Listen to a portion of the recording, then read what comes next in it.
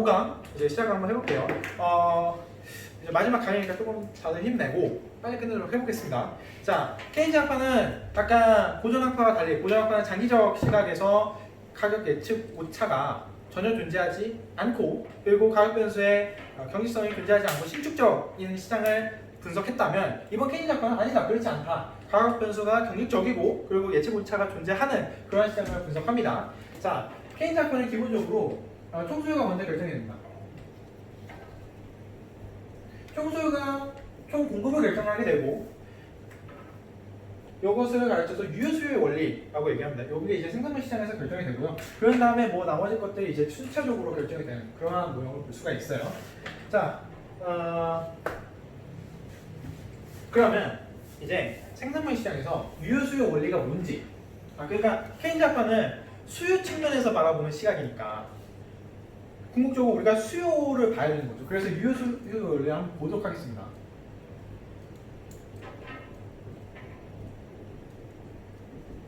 자, 유효수요는, 즉 내가 총 수요는 가게의 수요, 기업의 수요, 정부의 수요, 그 다음에 NX는 X-M인데 X가 수출이고 M이 수입이거든요. 그래서 순수출을 일컬어서 얘기하는데, 우리가 아까 맨 강의 첫 번째 우리 강의 목차 얘기할 때 이것까지 놓고 보면 너무 어려우니까 얘는 없다고 가정하고, 즉 폐쇄 경제, 해외와 거래를 하지 않는 그런 시장을 가정하고 폐쇄 경제를 놓고 얘네들만, 정부, 그다음에 기업, 가게, 이 세 가지의 경제 주체들만 놓고 분석을 하기로 합니다. 자, 이랬을 때 지금 하는 게 제일 중요해요. 이번에 내일까지 하는 수업에서 오늘 하는 지금 이 부분을 내일 또 합니다. 내일 또 하게 되어요. 자, 얘는 일단 이렇게 써져 있고, 그 다음에 I 같은 경우 I0가 있고 마이너스 B 곱하기 R이 있을 거고, G 같은 경우 그냥 G0가 있을 텐데, 제가 지금 이렇게 상정하는 모형은 가장 단순한 모형이에요. 훨씬 더 어렵게 들어가는 모형은 더 어렵게 상수가 더 붙을 수도 있어요. 당항이 될 수 있습니다. 그런데 우리는 그런 식을 굳이 우리 초심자 입장에서 공부할 이유가 없으니까 가장 기초적인 그런 모형을 가지고 왔습니다. 가장 기본적인 모형. 그리고 앞으로 모든 강의는 이 모형을 토대로 설명할 거예요. 훨씬 더 어렵게 갈 수 있는데 굳이 그렇게 갈 이유가 없으니까 전혀. 자, 소비는 어떻게 결정되냐면, 내가 그러니까 이건 이제 케인즈 입장이에요. 인간으로서 삶이 0이 되려면 적어도 내가 생명을 연장하기 위해서 밥은 먹고 살아야 되죠. 그러한 돈을 C제로라고 하고, 이 돈을 독립소비라고 얘기합니다. 즉, 내가 잘 살든 못 살든 일단은 적어도 밥은 먹고 살아야 되죠. 옷을 입고 다녀야 되잖아요. 그런 돈은 내 소득과 상관이 없는 거죠. 그냥 독립적으로 계속 지출이 나갈 수밖에 없는 거죠. 주민세 같은 경우 내가 잘 산다고 해서 주민세 더 내는 거 아니거든요. 주민세는 그냥 내가 여기 주민등록하고 있으면 주민세 내야 되는 거예요. 그럼 뭐 C제로겠죠, 일종의. 물론 그거는 더 이제 복잡한 과정을 해야 이런 데 C제로에 들어가겠지만, 자, 그러고 나서 요런 계산식이 붙는데, 일단은 이 Y-T가 뭐냐면 내가 벌어들이는 실질 소득에서 텍스를 뺀 거죠. 이거를 가처분 소득이라고 할 거예요. 우리 그런 말 하잖아요. 세전소득은 이만큼인데 세후소득이 이만큼이다. 그러니까 여기 세후소득에 포함되는 소득이겠죠. 가처분 소득. 내가 실질적으로 처분할 수 있는 할 수 있을 때, 간을 할 때 처분할 수 있는 소득이다 해서 가처분 소득인 거고, 그러면 이 NPC는 뭐냐? Marginal Propensity to Custom인데, 뭐 그건 중요하지 않고, 일단은 한국말로는 한계 소비 성향이라고 합니다. 근데 한계 소비 성향의 기본적인 내용이 뭐냐? 내 가처분 소득이 얼마만큼 있을 때 내가 소비를 얼마만큼 더 하는지에 대한 얘기인데, 자, 이거 한번 보세요. 자, 제가 예를 들어서 100만 원만큼 처음에 임금을 벌었어요. 자, 여기서 제가 70만 원만큼 소비를 한다고 칩시다. 70만 원만큼 소비를 한다고 쳐요. 자, 그러면 여기서 한계 소비 성향은 여기 이제 가처분 소득이라고 가정하고, 100분의 70이니까 0.7이 되는 거예요. 즉, 내 소득에서 내가 소비를 70만 원만큼 한다. 그러면은 한계 소비선은 0.7이 되는 겁니다. 자, 그리고 제가 돈을 더 벌었어요. 그러니까 한계니까 한 단위 한 번 더 봅시다. 제가 100만 원만큼을 더 벌었어요. 그런데 이번에는 소비를 60만 원만큼 했어요. 그러면 이번에 한계 소비 성향은 0.6이 되겠죠. 이번 100만 원만큼의 한계 소비 성향은 0.6이 되는 겁니다. 이해됐죠? 자, 이러한 양만큼, 이 한계 소비 양만큼 우리가 소비를 하겠죠, 독립적으로. 그러니까 독립적인 소비와 한계 소비 성향과 이 가처분 소득이 곱해져 있는 이 양만큼 우리가 가게는 소비를 한다라고 이제 가장 기본적인 모형에서는 우리가 이렇게 가정을 하는 겁니다. 여기서 이제 잠깐만 단계로 세자면 가게는 소득과 저축만 해요. 소득과 저축만 하는데 이게 무엇을 의미하냐면, 그러니까 소득이 아니라 소비. 소득은 공적으로 소비와 저축만 한다라고 경제는 가정합니다. 경제학자들은. 그러니까 우리가 그냥 일상적으로 지출하는 모든 소비는 다 소비고요. 그러고 나서 소비하지 않는 모든 돈을 다 저축이라고 보는 거예요. 수중에 가지고 있어도 저축이고, 예금을 넣어도 저축이고, 증권 같은 거, 주식 같은 거 사도 투자해도 저축인 거예요. 이게 어떤 원리인 거냐면, 현재 제가 소비를 하지 않죠. 그러면 내 소득이 예를 들어서 100만 원인데 내가 70만 원만큼 쓰고 30만 원은 뭐 주식을 투자하든 뭐 수중에 진짜 현금을 30만 원씩 들고 다니든, 그만큼은 내 미래 소비를 위해서 꽁박아 놓는 돈이니까, 궁극적으로 경제적으로는 미래 소비를 위해서 사용될 돈이니까 저축이라고 보자 라는 관점입니다. 그래서 저축이 되는 거고, 그런 식으로 우리가 이해하면 되는데, 그래서 이것도 한계 소비 성향하고 한계 저축 성향을 더하면, 한계 저축 성향은 뭐 이 정도가 되는데, 안 써도 돼요. 이 정도 되는데 이걸 더하면 1이 됩니다. 궁극적으로. 그럼 쟤네들이 다 합해서 소득을 결정하기 때문에 이제 넘어가고. 그러면 이제 투자 쪽으로 봐야 되는데, 투자 같은 경우에는 마찬가지로 독립 투자가 존재해요. 아니, 그러니까 기본적으로 회사를 유지하기 위해서는 뭐 기본적으로 나가는 그런 고정 비용들이 있을 거 아니에요. 고정 비용이라기보다는 정확하게는 기업을 운영하면서 필요한 필수적인 필요비, 필수 경비 같은 거, 임금 같은 것도 여기 포함되는 게 아니라 진짜 뭐 그런 거예요. 독립 투자. 여기는 근데 이제 경제가 좋아지면 뭐 더 투자할 수도 있고 더 투자할 수 있고, 이거는 되게 자유분방한 그런 식입니다. 그리고 비곱하기 R이 뭐냐면, R은 아까 실질 이자율이라고 했죠. 그럼 B가 뭔지가 중요한 건데, B는 우리가 뭐라고 부를 거냐면 투자의 이자율 민감도.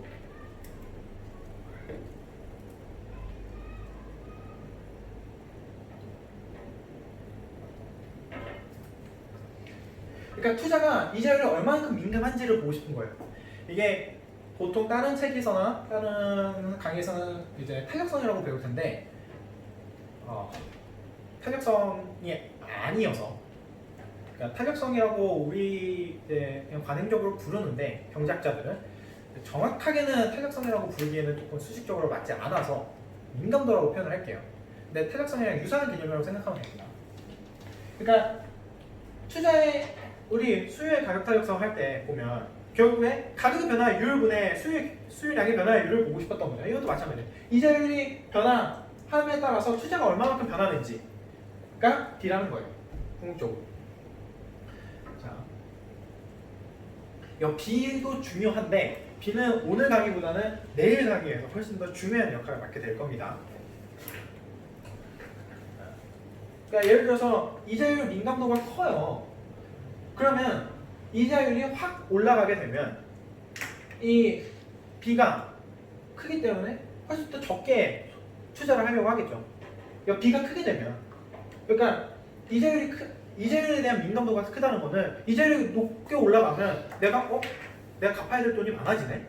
그렇게 되면서 투자는 더 적게 할 거 아니에요. 그런 민감도가 훨씬 더 세다라는 거니까 더 많이 아이가 줄어들게 된다는 그런 뜻이고, 그리고 투자는 참고로 실질 이자율에 그런 관계를 가지고 있어요. 명목 이자율이 아니에요, 투자는. 왜냐하면은 투자라는 개념 자체가 어떤 자본에 대해서 가지고 있는데, 우리가 자본은 실질적 요소로 우리가 판단해요, 보통 대개. 그렇기 때문에 우리가 실질 이자율, 그러니까 기계 같은 거 다 실질 요소잖아요. 기계 공장 그런 거 다 실질 요소이기 때문에 실질 자료를 보기로 합니다. 그다음에 정부 같은 경우에도 정부에 이제 독립적인 투자가 있을 거고요. 이렇게 해서 케인즈는 본인들의 주장을 이렇게 세 개의 주체로 나눠서 식을 써보게 됩니다. 그럼 이제 이 식을 이제 통으로 합쳐서 어떤 식으로 도출을 내게 되냐면 YT는 다 똑같이 이렇게 옆으로 접는 거죠.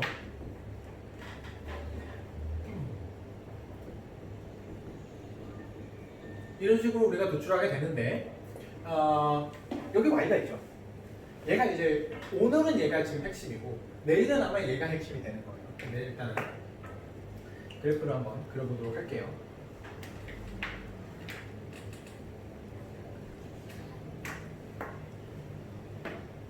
자, Y랑 YD가 궁극적으로 같아야 되죠.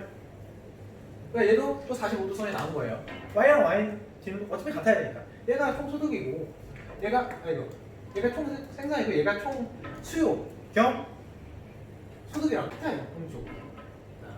그런 상황에서 여기가 Y가 있죠. 이 YD의 펑션은 옆 MPC가 기울기가 되겠죠. 근데 MPC 보면 아까 1을 못 넘었죠.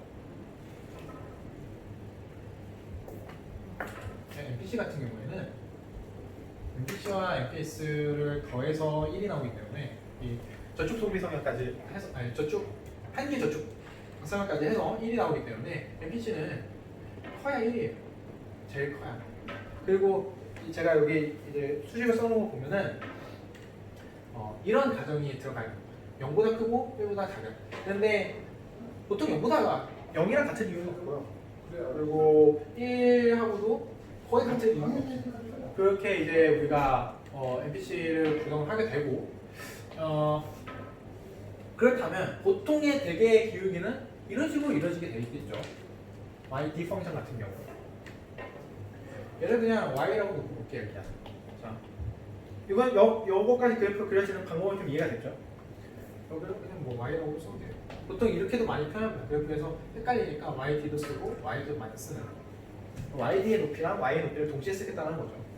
근데 궁극적으로 YD랑 Y가 같아야 돼요. 왜? 얘는 총 수요고 얘는 총 소득이기 때문에 내가 얼마큼 수요를 하는지는 내 소득도 중요하잖아요. 내 소득보다 수요를 더 많이 하게 되면 그거는 이제 빚이 생기는 거니까 그렇게는 우리가 경제 활동을 하지 않고 이 균형 상태에서 총 수요가 결정이 되겠죠.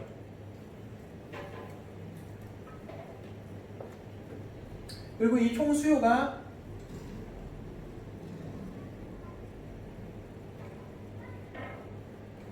총 생산, 실질 GDP를 결정하고 그리고 그걸 또 소득으로 결정하고 그리고 다시 또 이런 어떻게 보면은 이런 관계가 계속 밀접하게 연관이 되어 있는 거예요. 케인즈는 여기서 시작을 하고 보는 거고 그러니까 총 수요가 총 생산을 이끌고 Y가 실질 GDP니까 그리고 총 생산을 하니까 그거에 대한 소득을 따라 줄 거고 기업이 그리고 그게 또 나중에는 이제 수요에 또 영향을 미치겠죠. 궁극적으로 이런 식으로 이제 메커니즘이 있다고 보면 되어요. 그래서 이 수요가 생산을 결정하는 이런 원리를 일컬어서 유효수요 원리라고 얘기를 하고 네, 그렇습니다. 일단은 이렇게 하고 그러면 만약에 여기 지점에 있다고 칩시다. 이 지점에 있는 경우에는 지금 내가 생산해낸 것보다 수요하는 양이 더 작죠. 작으니까 이런 경우 그러니까 이거 1번이라고 얘를 이제 이렇게 치면 얘는 생산보다 수요가 많으니까 재고가 쌓이겠죠. 재고. 그렇죠? 재고가 쌓이기 때문에 생산량을 감축하려고 할 거예요. 당연하죠. 생산량을 감축하려고 할 테니까. 그러면서 이 균형점에 다시 도달하게 되고 여기도 마찬가지로 여기는 수요보다 생산이 더 적기 때문에 생산을 더 많이 하려고 해서 궁극적으로 이 Y가 만나는 이 펑션에서 국민 소득이 결정되고 즉 국민 소유가 국민 소득을 결정하고 그것이 총 생산까지 결정을 하더라라는 겁니다. 이해가 됐죠? 자 그러면 이제 생산별 시장은 여기서 끝냈고 이제 나머지 노동시장과 화폐시장 이렇게 두 개를 보면 되는데 자, 노동시장 같은 경우 자, 금방 끝납니다. 생각보다. 자, 노동시장 이렇게 그리기로 했죠 우리가. 자 이렇게 그렸을 때 여기서 이제 우리가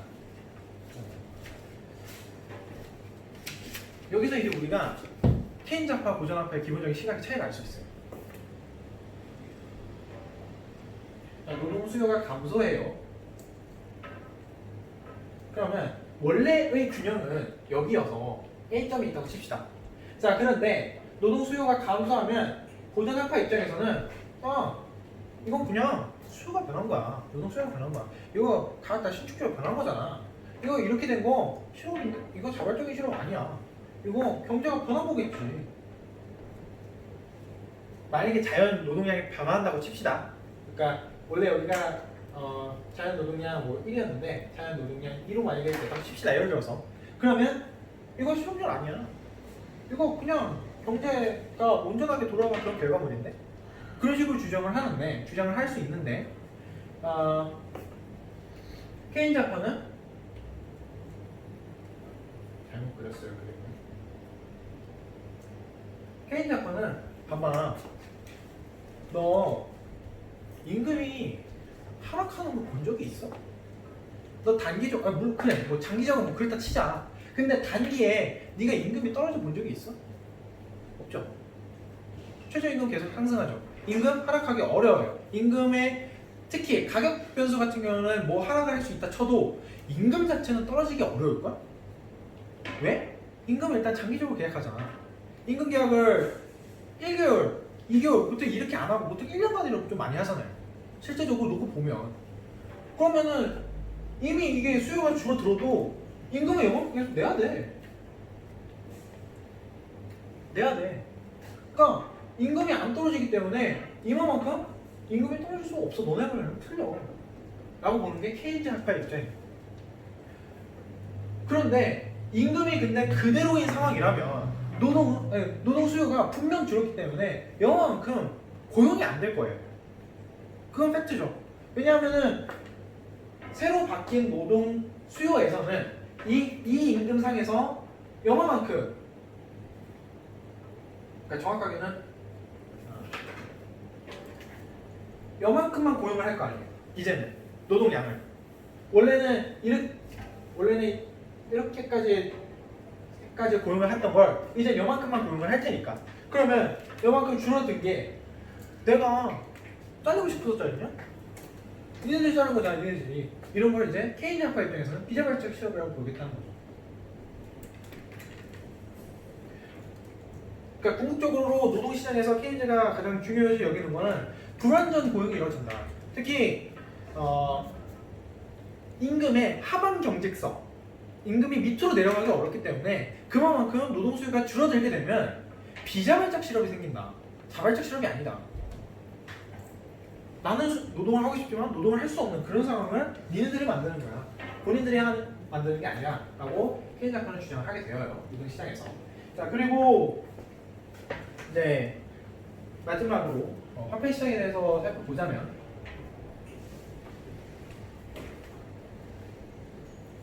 화폐 시장 같은 경우에 이제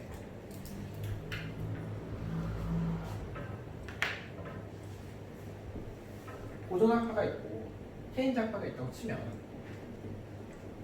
고전학파는 화폐 시장에서 뭐가 결정된다고 그랬죠? 물가. 특히 통화량이 물가를 결정한다고 쳤어요. 통화량이 특히 이 그로스 레이트 오브 머니가 파이 같은 걸 결정한다고 했었어요. 그쵸? 케인즈는 통화 시장에서 뭐가 결정이 되냐면 이자율이 결정돼. 이자율이 결정돼요. 이런 거를 유동성 선호설이라고 하고 이 유동성 선호설의 가장 핵심 포인트가 뭐냐면 고전학파와 달리 고전학파 같은 경우에는 이 화폐는 물가에만 영향을 주지 실질 변수에 영향을 주지 않는다라고 아까 했는데 아니다. 이 I가 변하면서 실질 변수에 영향을 주더라라는 주장을 펼칠 건데 한번 볼게요. 자, 화폐 공급은 똑같이 중앙은행이 아까 하기로 했었죠. 그죠? 자, 그런데 화폐 수요가 어떻게 되느냐? 유동성 선소의 가장 핵심은 화폐 수요가 어떻게 되어 있는지를 보고 싶은 건데, 화폐 수요는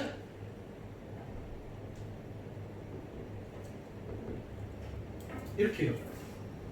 정확하게는 좀 더 정확하게 하자면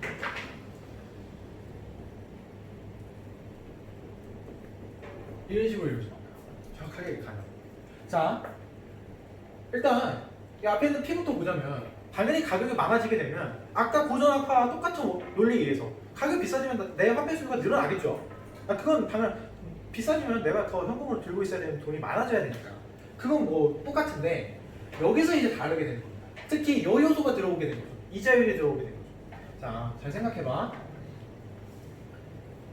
그래, 소득은 화폐 수요와 정의 상관성을 가지고 있어. 왜? 네가 소득이 늘어나면 궁극적으로 그게 실질 소득이 늘어나더라도 더 많이 화폐를 가지려고 하겠지. 일단 소득이 늘어났으니까. 그런 경향성을 보일 거 아니야. 이것도 어떻게 보면 고정화폐랑 여기까지 동일하죠. 자, 그런데 이게 다르죠. 이자율이 높아지게 되면 화폐 수요가 떨어져. 왜? 여기서 우리가 좀 알 수 있는데 고정화폐는 화폐 시장에서 화폐가 어떤 역할을 하냐라고 보냐면 그냥 화폐는 거래적으로만 사용하잖아. 화폐는 거래적으로만 쓰는 거야. 그런데 케이지는 아니, 화폐는 투기로도 쓰는데 거래를 하면서 투기적 그 사용성에 좀 더 방점을 찍은 거죠. 그러니까 거래 안 한다는 거 아니에요. 여기는 투기 안 해. 근데 여기는 거래도 하고 특히 이전까지 각광을 하지 않았던 이 투기에 좀 더 포인트를 줘서 우리가 해석하자는 거예요. 자, 그러면 이자율이 올라가요. 이자율이 올라가면 어떤 결과가 생기냐면 한번 생각해봐요. 이자율이 올라가게 되면 내가 화폐 수요에 이 투기적인 과정을 놓고 보면 이자율이 올라가게 되면 나의 어떤 상품에 대한 투기를 했을 때 혹은 투자를 했을 때 수익률이 올라가죠. 이거 팩트니까. 이자율이 높아지면 수익률이 높아지는 건 팩트잖아요. 그러면 당신들은 현금을 가지고 싶으세요? 상품을 가지고 싶으세요? 당연히 상품을 가지고 싶겠죠. 현금을 가지고 있으면 안 그래도 인플레이션율 때문에 내 가치가 점점 하락하는데 상품에다 투자를 하는데 심지어 이자율까지 높아져? 그럼 수익률이 높아지잖아. 그러면 나는 현금을 안 가지고 있고 나는 상품을 가지고 싶어 한다고. 상품을 가지고 싶어 한다고. 현금을 안 가지고 싶어 하고. 그렇기 때문에 이자율과 화폐 수요는 역의 상관성을 가지게 되는 거예요. 이래서 이 투기적 용법에 좀 더 포커스를 맞춘 거고 케인즈는. 자, 그랬을 때 이렇게 MD가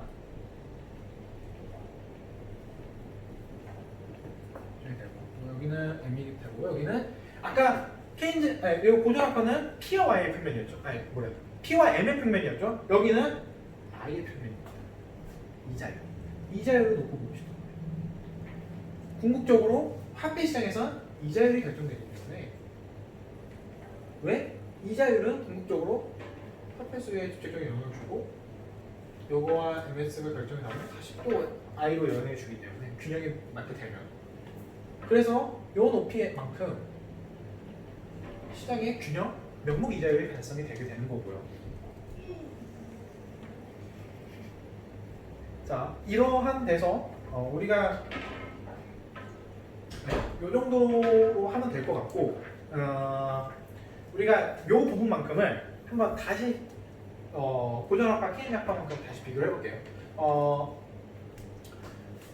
노동시장 같은 경우에는 아까 본 것처럼 자발적 실업이 발생한다, 안 한다 그 차이로 보면 되고 화폐시장 같은 경우에는 고전화폐는 물가가 결정이 되는 거고 화폐시장에서 케인즈화폐는 이자율이 결정이 되는 건데 근데 그걸 까먹었다.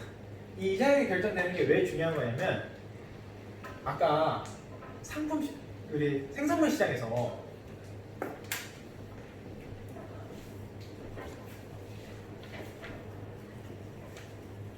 이게 이자율이죠. 물론 이게 실질 이자율이긴 하지만 그 시제 방정식 같은 걸 사용하게 되면 이거 그대로 사용할 수 있거든. 그렇기 때문에 이제율이 i에 직접적인 영향을 주게 되고 그 말은 실제 변수에 바로 영향을 준다 그런 거예요. 한번 살펴볼게요. 얘 같은 경우 만약에 화폐 공급을 증가하게 되면 고전학파에서는 열했죠. MS가 열고 MB가 열했으니까 P와 Y의 평면에서 MS가 올라가게 되면 통화 공급을 늘리면 어떻게 돼요? 물가가 그냥 상승하고 끝나죠. 자, 그런데 케인즈 학파 같은 경우는 그렇지 않고 아니다.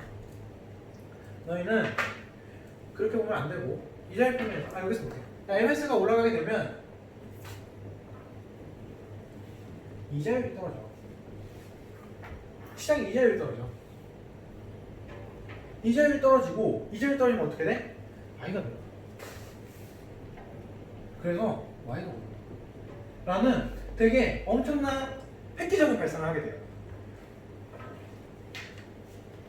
즉 고전학파는 아까 방금 전에 말씀드린 것처럼 화폐 시장에서 물가만 결정되고 인플레이션율만 결정이 된다면 그래서 실물 요소는 그냥 노동시장에서 이미 결정이 돼버린 거고 고전학파 입장에서는 그리고 케인즈 학파는 아니다.